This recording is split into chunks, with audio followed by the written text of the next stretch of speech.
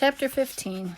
The Herman W. Block Memorial Library air conditioning unit didn't work very good, and there was only one fan. And from the minute me and Winn-Dixie got into that library, he hogged it all. He lay right in front of it and wagged his tail and let it blow the fur all around. Some of his fur was pretty loose, and it blew right off of him like a dandelion puff. I worried about him hogging the fan, and I worried about the fan blowing him bald. Miss Franny said not to worry about either thing. That Winn-Dixie could hang in front of the fan and hog the fan if he wanted. And he had never in her life seen such a dog made bald by a fan. Sometimes when Miss Franny was telling the story, she would have a fit. They were small fits, and they didn't last long. But what happened was she forgot what she was saying. She would just stop and start to shake a little like a little leaf. And when that happened, Winn-Dixie would get up from the fan and sit right next to Miss Franny Block, right by her side, and he would sit up tall, protecting her, and with his ears standing up straight on his head like soldiers. And when Miss Franny stopped shaking and started talking again, Winn-Dixie would lick her hand and walk back and lie down in front of that fan. Whenever Miss Franny Block had one of her fits, it reminded me of Winn-Dixie and thunderstorms. There was a lot of thunderstorms that summer, and we got real good at holding on to Winn-Dixie whenever they came. I held on to him and comforted him and whispered to him and rocked him just the same way he tried to comfort Miss Franny when she had her little fits. Only I held on to Winn-Dixie for another reason, too. I held on to him tight so he wouldn't run away. It made me think about Gloria Dump. I wondered who comforted her when she heard all those bottles knocking together and the ghosts chattering about the things she had done wrong. I wanted to comfort Miss Gloria Dump, and I decided that the best way to do that would be to read her a book. Read her loud and long enough to keep the ghosts away. And so I asked Miss Franny Block. I said, Miss Franny, I've got a grown-up friend whose eyes are going on her, and I would like to very much read her a book out loud. Do you have any suggestions? Suggestions? Said Miss Franny. Well, yes, ma'am. I have suggestions. Of course I have suggestions. How about Gone with the Wind? What's that about? I asked. Why, said Miss Franny, it's a wonderful story about the Civil War. The Civil War? I asked. Don't tell me you haven't heard of the Civil War. Miss Franny Block looked at her like she was going to faint. She waved her hands in front of her face. Well, I know about the Civil War, I told her. That's the war between the South and the North about slavery. Slavery, yes, said Miss Franny. It was also about the states' rights and our money. It was a most terrible war. My great-grandfather fought in that war. He was just a boy. Your great-grandfather? Yes, ma'am, Litmus W. Block. Now there's a story. Winn-Dixie yawned real big and lay down on his side and thumping a sigh. I swear he knew that phrase. Now there's a story. And he knew it meant we weren't going anywhere real soon. Go ahead, tell it, Miss Franny, I said. And I sat down cross-legged next to Winn-Dixie and pushed him so I could try to get some of that fan to share. But he pretended he was asleep and he wouldn't move. I was settled there ready for a good story when the door banged open and pinchy-faced Amanda Wilkinson came in. Winn-Dixie sat up and stared at her, and he tried to out a smile on her, but it didn't even work. She didn't even smile back, so she just laid back down. I'm ready for another book, said Miss Franny, or said Amanda, slamming her book down on Miss Franny's desk. Well, said Miss Franny, maybe you wouldn't mind waiting until I tell Indianople a story about my great-grandfather. You are, of course, more than welcome to listen. It'll be just a minute, though. Amanda sighed a real big, dramatic sigh and stared right past me. She pretended like I wasn't even there. But I was. And then she acted like she didn't care. But you could tell she did. I could tell. Come sit over here, said Miss Franny. I'll stand, thank you, said Amanda. Suit yourself, said Miss Franny and shrugged. Now, where was I? Oh, yes. Litmus W. Block. Chapter 16. Litmus W. Block was just a boy. When the firing of Fort Sumter occurred, Miss Franny Block said as she started out on the story. Fort Sumter, I said. It was the firing of Fort Sumter that started the war, said Amanda. Oh, okay, I said, and shrugged. Well, Litmus was 14 years old, and he was strong and big, but he was still just a boy. His daddy, Artley W. Block, had already enlisted, and Litmus told his mama that he could not stand by and let the South get beat, so he went to fight. Miss Franny looked around the library, and then she whispered, "Men and boys, they always want to fight. They are always looking for a reason to go to war. It's the saddest thing. But I have an abiding notion that war is fun, and no history lesson will convince them otherwise." Anyways, Litmus went on and enlisted. He was lied about his age. Yes, ma'am, like I said, he was big boy. And the army took him, and Litmus went off to fight the war just like that.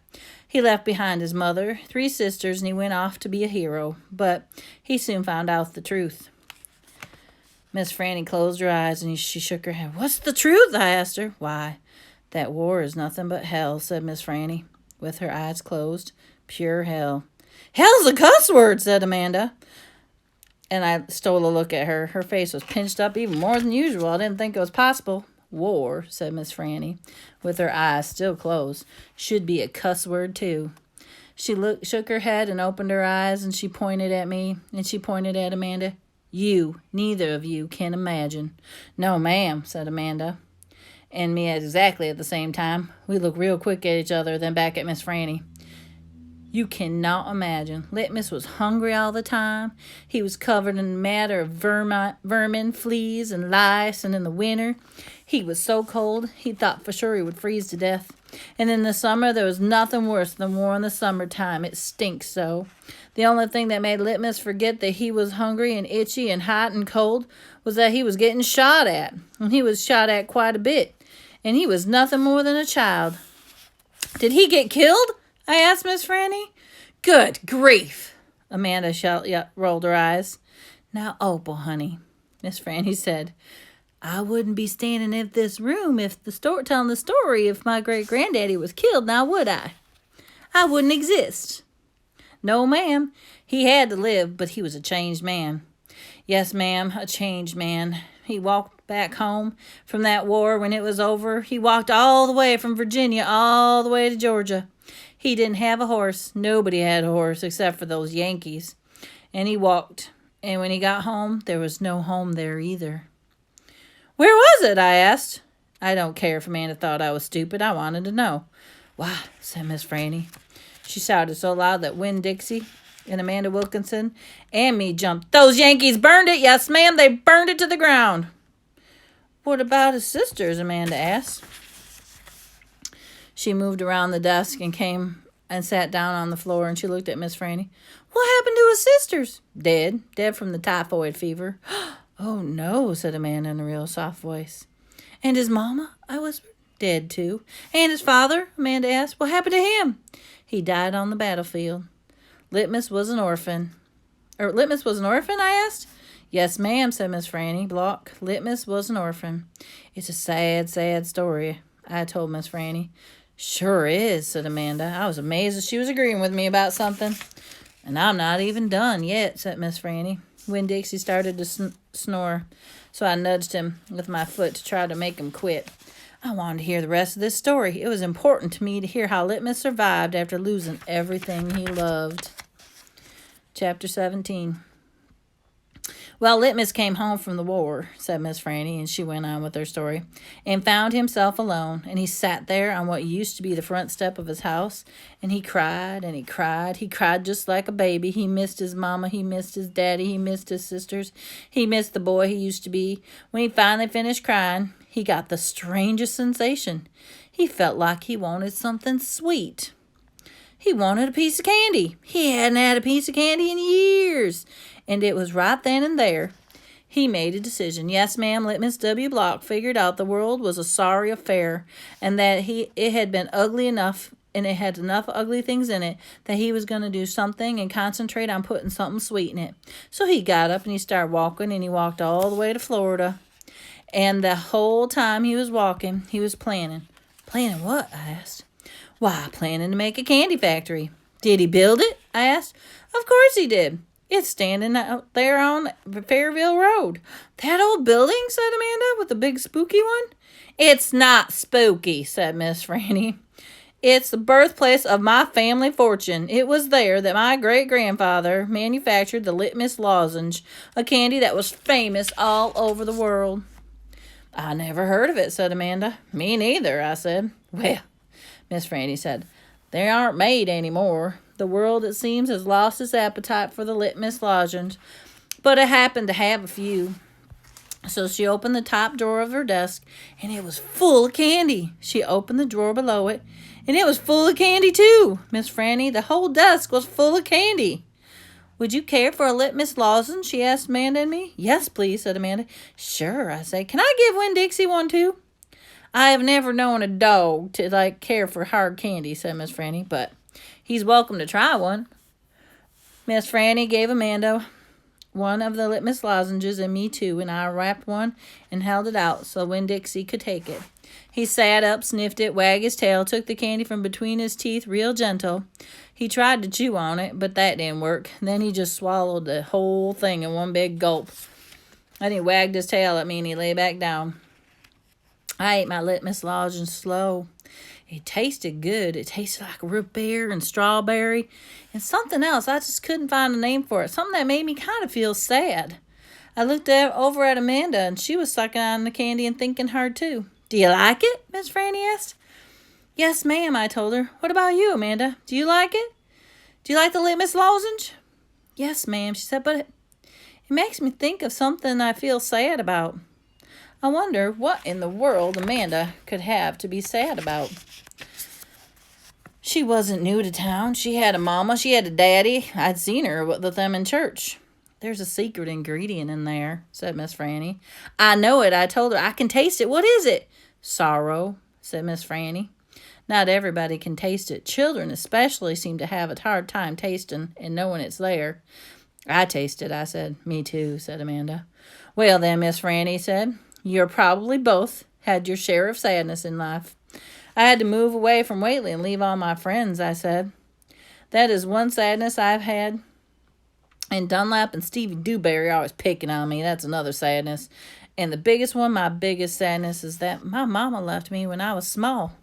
And I can hardly remember her. I keep hoping I'll get to meet her some one day. It makes me miss Carson, said Amanda. She sounded like she was going to cry.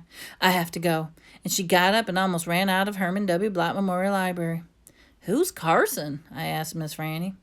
She shook her head. Sorrow. She said, it's been a sorrow-filled world. But how do you put that in a piece of candy? I asked her. How do you get that taste in there? That's the secret, she said. That's why Litmus made a fortune. He manufactured a piece of candy that tasted sweet and sad at the same time. Can I have a piece to take to my friend Gloria Dump and another one to take to Otis down the street? Oh, and can I have one for the preacher, please? And one for Sweetie Pie Thomas, too? You may have as many as you want, she said.